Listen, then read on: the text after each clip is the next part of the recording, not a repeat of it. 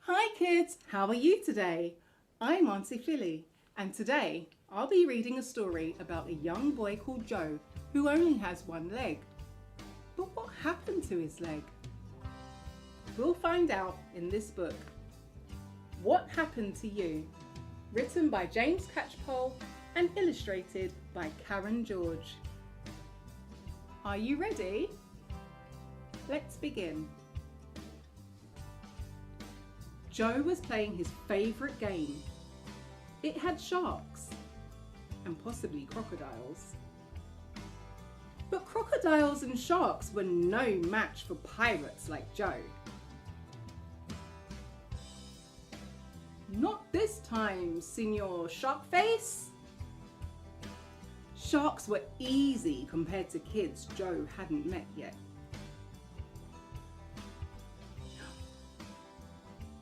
You've only got one leg, said a kid. Yep, said Joe, and you've just squashed my shark.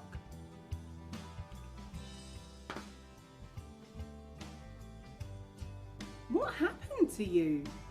Said the kid. But Joe didn't feel like telling that story, so he just said, what do you think?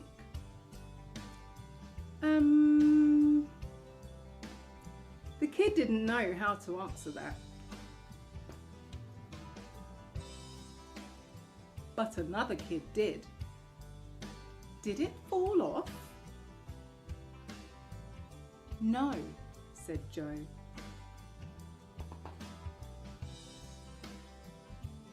A third kid thought that was silly. Legs don't fall off, she said.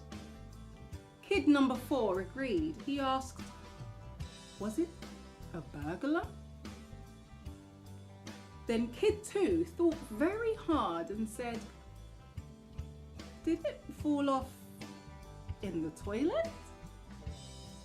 No and no, said Joe.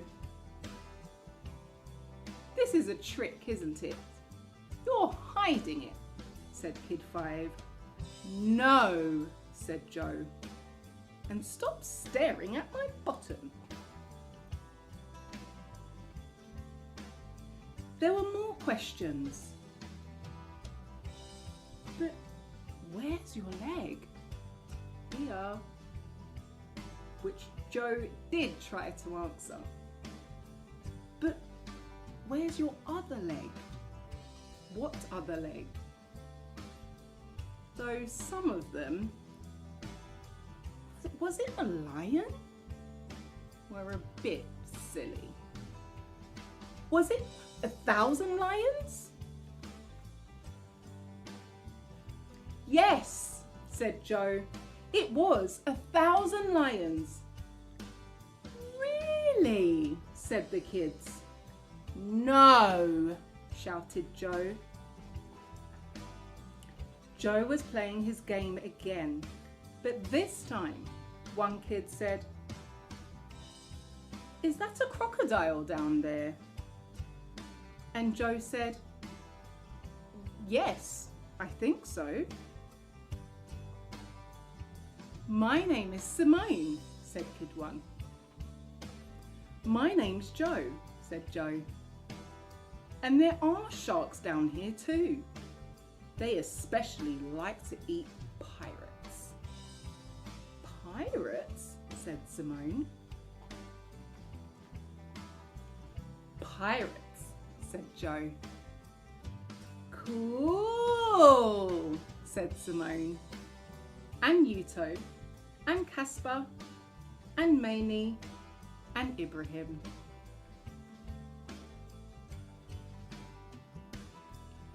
And all the kids seemed happy with that.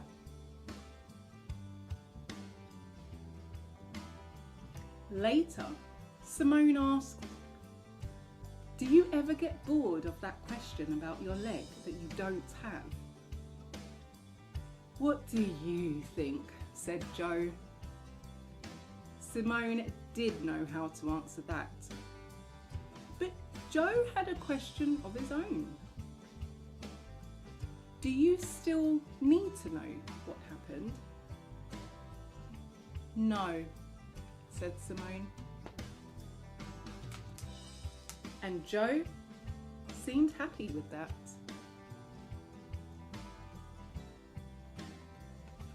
The end. Did you like that story? It was very funny, wasn't it? Bye-bye.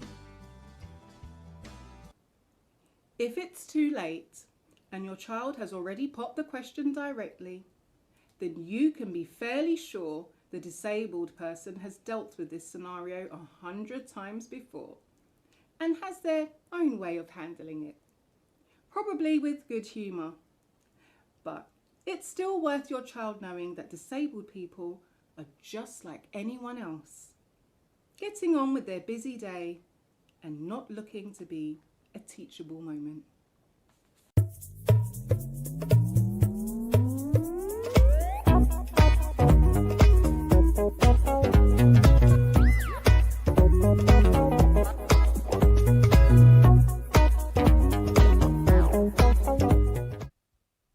Hi kids, I'm Aunty Philly. How are you today?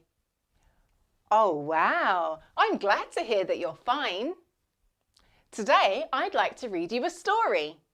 Would you like to hear it? Brilliant.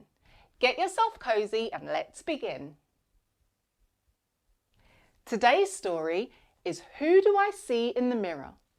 Written by Vessi Agagovbia Aladewolu and illustrated by Irene Ominyanu. Who do I see in the mirror? That's me. Peekaboo, I see me. Can I look behind the mirror? Will I see another me? Oh no, that's not possible. There is only one me. That makes me very special. When I look in the mirror, what do I see? This is my hair. I love my thick curly locks and the way they shrink when I have a bubble bath. But I am not just my hair. I am much more. This is my nose. I love my cute button nose and the way it flares out when I laugh. But I am not just my nose. I am much more. These are my lips. I love my full lips. How they stretch when I smile and the way my mouth opens wide when I get tickled. But I am not just my lips. I am much more. This is my skin. I love my soft brown skin and the way it glistens in the sun. But I am not just my skin. I am much more. This is my tummy. I love my round tummy and the way it fills up when I eat yummy, yummy food. But I am not just my tummy. I am much more. These are my eyes. I love my big brown eyes and the way they light up when I see my friends at school. But I am not just my eyes. I am much more. These are my legs. I love my strong brown legs and the way they move side to side when I hear a good tune. But I am not just my legs. I am much more. This is my face. My beautiful brown face. I love every inch of it and how it glows like the sun. But I am not just my face. I am much more. I am a combination of all these things. My thick curly hair, my cute button nose, my full lips, my strong brown legs, my soft brown skin, my big brown eyes, my round tummy, and my beautiful brown face. They all make me me. So special, so different, so unique. There is only one me. But what matters most is my good heart and curious mind. That is who I truly am. I am beautifully made. I am wonderfully me. I love me. The end. Did you like that story? So did I. Come back again for another story. See you next time. Bye-bye.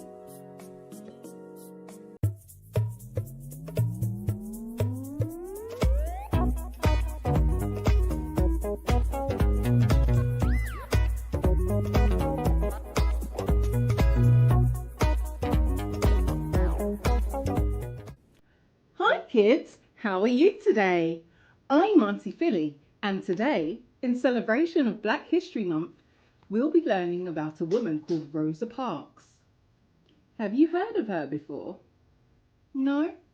Not to worry, because we'll be learning all about her in this lovely book written by Elizabeth Kaiser and illustrated by Marta Antello. Are you ready? Let's begin. Rosa grew up near Montgomery, Alabama, with her mother, brother, and grandparents. She was very little and very brave, and she always tried to do what was right. When she was young, Rosa's grandparents told her stories about slavery, when Black people weren't free to live like other people. Slavery was over, but times were still hard for Rosa and her family.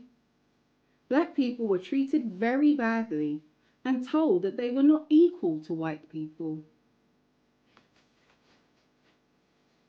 Every day, Rosa watched the school bus go by, taking white children to their big school. It didn't stop for her. She had to walk a long way to the one-room school that was just for Black children. Rosa knew this wasn't right. She knew she was a regular person, just as good as anyone else. Lots of times, she had to make sure that other people knew it too. When Rosa grew up and got a job in the city, she couldn't use the same doors, lifts, bathroom, or water fountains as white people. She could ride the bus, but she had to sit at the back. Her life was full of rules that she knew weren't right. Rosa fell in love with a man named Raymond, who was trying to change the rules to be more fair and equal. Soon, Rosa started working too, trying to get more rights for Black people and help for those who were treated badly. She worked day after day, even when it seemed like nothing would ever change. On her way home from the city one day, a bus driver told Rosa to stand up so a white person could take her seat. She was sick of rules that she knew were wrong. She thought, enough, and she said, no. Rosa was taken to jail. She wasn't scared because she knew that what she was fighting for was right. When Rosa came home that night, she talked with her friends and family about what to do. She decided to keep fighting, no matter how hard it would be. Black people all over the city heard what had happened to Rosa. They thought, enough. Rosa inspired them to stop riding the buses until the rules changed. So they walked to school and to work and to the shops in all kinds of weather. Rosa travelled the country from New York to San Francisco to convince other people to join the fight.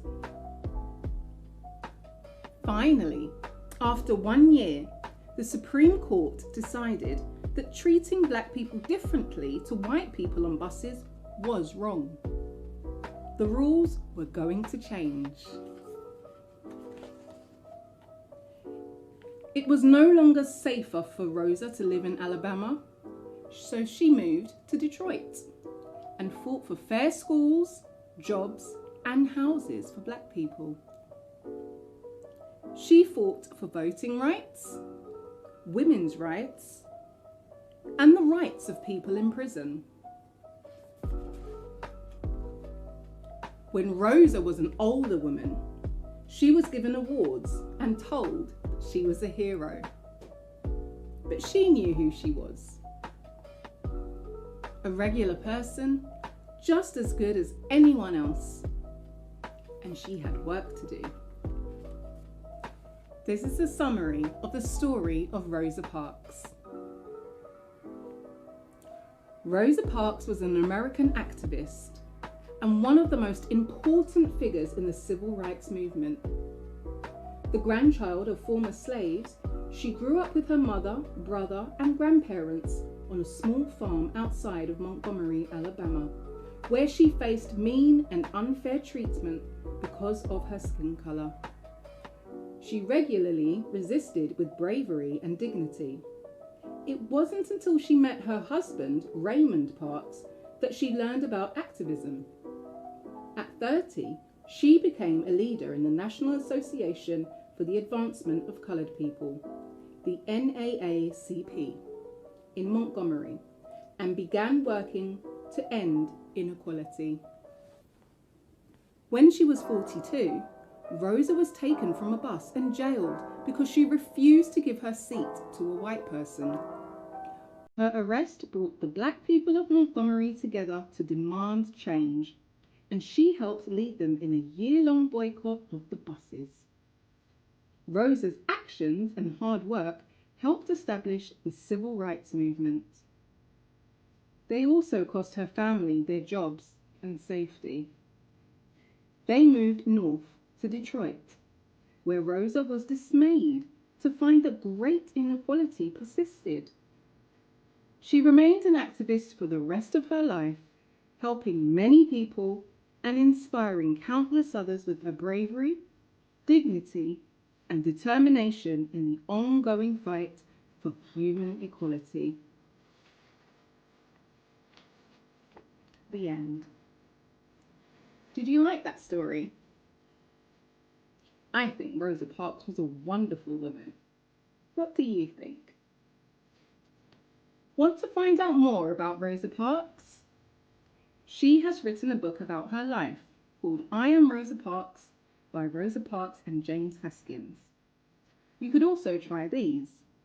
I Am Rosa Parks by Brad Meltzer. Who Was Rosa Parks by Yona Zeldis McDonald.